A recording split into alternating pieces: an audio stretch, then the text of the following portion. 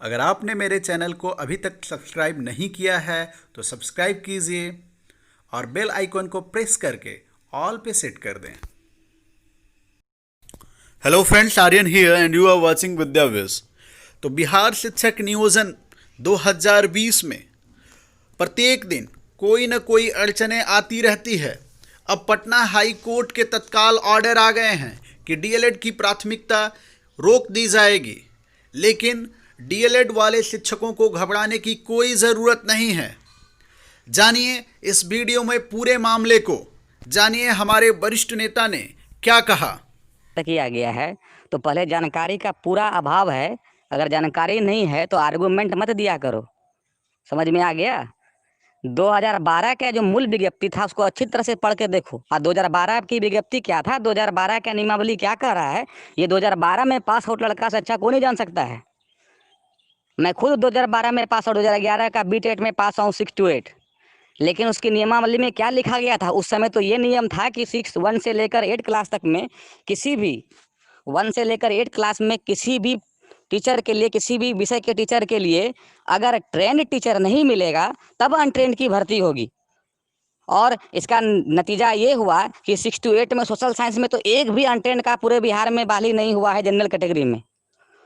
और 1 to 5 में उस समय कोई B.Ed का लेने का तो बात ही नहीं था। उस समय तो 1 to 5 में जो ट्रेंड थे उसका भी हुआ, जो अनट्रेंड था उसका भी हुआ था, क्योंकि B.Ed का उस समय नामो निशान नहीं था 1 to 5 में। तो इस मुद्दा को लेकर जब हाई लेवल पे गया तो 2018 के दिसंबर में 12 या 13 दिसंबर को कुछ डेट, 15 दिसंबर को शायद डेट था, तो 2018 में ये नियमावली बन के आई। एनसीटी ने जवाब दिया कि जिन राज्यों में से जहां पर डीएलएड की संख्या कम है तो वहां पर 1 to 5 में शिक्षक बनने के लिए B.Ed को लिया जा सकता है, बशर्ते इस शर्त पर कि वो अनट्रेंड के रूप में बहाल होंगे जब तक कि वह ब्रिज कोर्स 6 महीना का नहीं कर ले। और इस पर कोई बंधन नहीं है, यह निर्भर करेगा वहाँ के राज्य सरकार पर, उसके विचार पर निर्भर करेगा कि वह स्टूडेंट B.Ed को 1 to 5 में ले अन्यथा नहीं ले। इसको खामखा का जो है मुद्दा बनाकर दिग्भ्रमित जो किया जा रहा है B.Ed के वाला द्वारा, तो पूरी जानकारी रखा करो। और किसी भी शर्त पर इतना सा जान लो कि 2012 के नियमावली को छेड़छाड़ नहीं किया गया। आज जो 2019-20 में जो भर्ती हो रही है प्रारंभिक शिक्षा विद्यालय में, जो नियमावली है वह 12 का नियमावली है। और 12 का नियमावली ये कहता है कि पहले ट्रेंड का होगा, उसके बाद अनट्रेंड का होगा।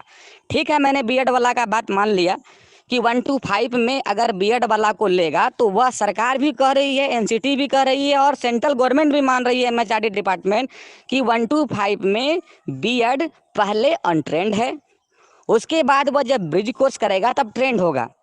तो फिर आप तो ऐसे ही निकल गए कि जब हमारे पास ऑलरेडी ट्रेंड टीचर डीएलएड के रूप में है, उससे सीट बचेगा अर्थात प्रशिक्षित से सीट बचेगा, तब अप्रशिक्षित का होगा अर्थात B.Ed वाला का होगा।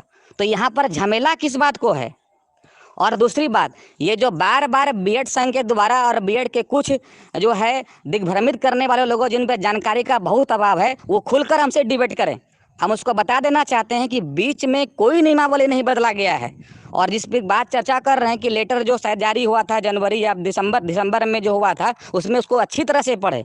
उसमें वही लिखा गया है कि डीएलएड नहीं मिलने पर या 1 to 5 में B.Ed को लेने पर विचार किया जाएगा। इस विचार का मतलब ये नहीं होता है कि आप डीएलएड के समकक्ष हो गए, इसका इक्वल हो गए। इस विचार का अर्थ होता है कि निर्भर करेगा वहाँ के गवर्नमेंट पर, जिसके लिए कोर्ट ने एक आदेश भी जारी किया था और उस कोर्ट में लिखा गया था स्पष्ट शब्दों में, हाई कोर्ट का ये डिसीजन था कि इस पर उस सरकार स्टैंड लेगी और इस पर सरकार क्लियर करेगी।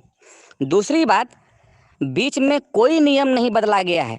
जब 2019-20 की प्राइमरी टीचर की वैकेंसी आ रही थी तो उसमें नियमावली 2012 के तहत था, तो उसमें 12 में वो क्या जोड़ा गया? वह स्पेशल थोड़ी है जो बता दिया जाएगा कि 1 to 5 में B.Ed वाले को लिया जाएगा या नहीं लिया जाएगा।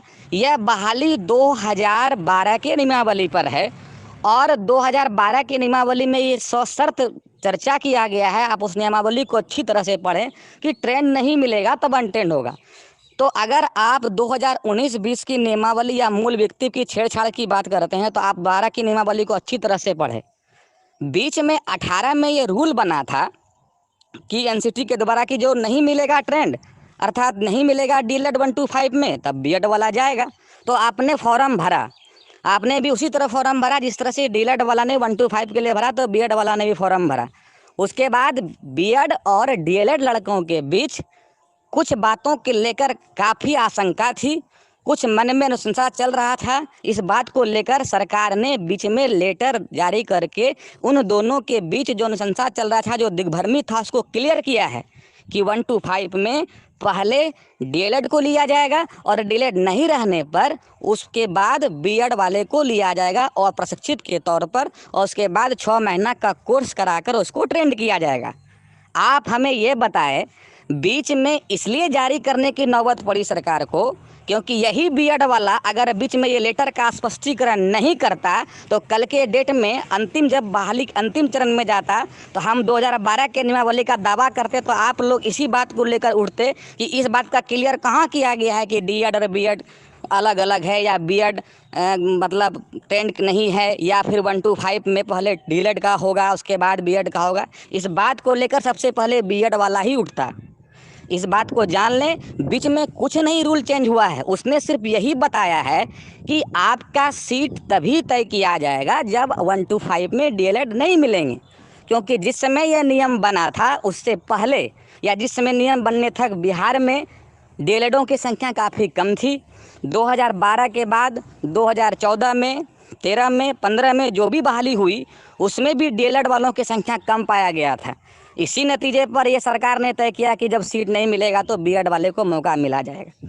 अब एक बीएड वाला का ये कहना हुआ कि ठीक है, अगर मान के चले कि हमको 1 to 5 में नहीं दिया जाएगा तो हमको बैठने का क्यों दिया गया, हमको सीटेट में बैठने का अलाउ क्यों दिया, हमको क्यों 1 to 5 परीक्षा लिया, किस लिए? तो उसका उत्तर सुनिए, जब तक आप कोई टेट पास नहीं करेंगे, चाहे 1 to 5 हो या 6 to 8 हो, तो टीचर के लिए आज एबिलिटी आप कैसे रखेंगे भाई?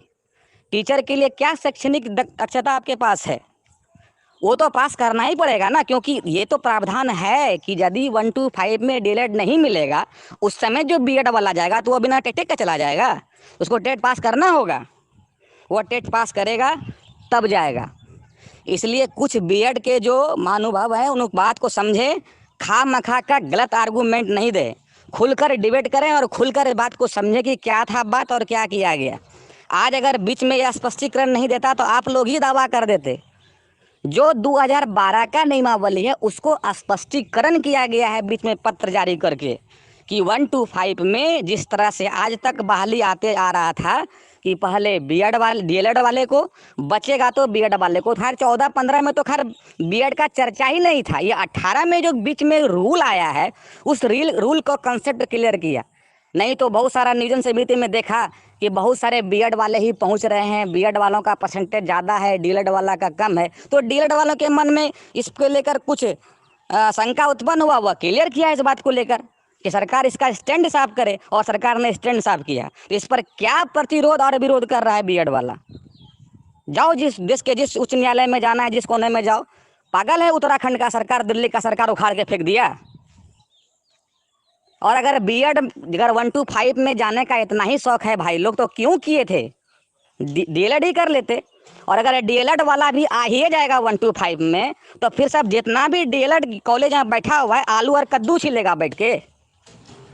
बंद करा दो सारे डीएलएड कॉलेज वाले को। 70% कमीशन डीएलएड कॉलेज वाला का जाता है एनसीटी के पास। अरे डीएलएड जो होता है वो 1 to 5 के लिए होता है, ये सबको पता है। अब बीएड वाले के विषय पर आकर हम लोग चर्चा करते हैं। डीएलएड वाले 1 to 5 में सारे सब्जेक्ट को पढ़ता है। मातृभाषा प्रथम हिंदी, द्वितीय मातृभाषा संस्कृत, लैंग्वेज पेपर अंग्रेजी और मैथ। बीएड वाला हमको बता दें कि बीएड वाला क्या पढ़ते हैं। बीएड वाला स्पेशल जो विषय से ऑनर्स रहता है या जिससे सब्सिडरी रहता है उसी से वो बीएड करते हैं, और उसके लिए वो स्पेशल टीचर बनते हैं। और स्पेशल विषयवार शिक्षकों की बहाली का प्रथा जो है वह 6 to 8 से है, ना कि 1 to 5 में। अब रही बात की ये योग्यता वाला कि जब बीएड वाला ग्रेजुएशन किया हुआ है या 6 to 8 को पढ़ा सकता है तो वो 1 to 5 को भी आराम से पढ़ा सकता है। तो ये मापदंड हम नहीं, एनसीटी तय किया है। ये एनसीटी का मापदंड है। पढ़ाने का तो पढ़ा ही सकता है, लेकिन कुछ मापदंड तो है। तो कॉमर्स वाला भी जो है 10th वाले को पढ़ा सकता है मैथ, लेकिन कॉमर्स वाले का मैथ क्यों नहीं लेता है फिर हाई स्कूल में? तो जो मापदंड एनसीटी तय की है उससे बात करें, उससे विचलित होकर बात नहीं करें। धन्यवाद।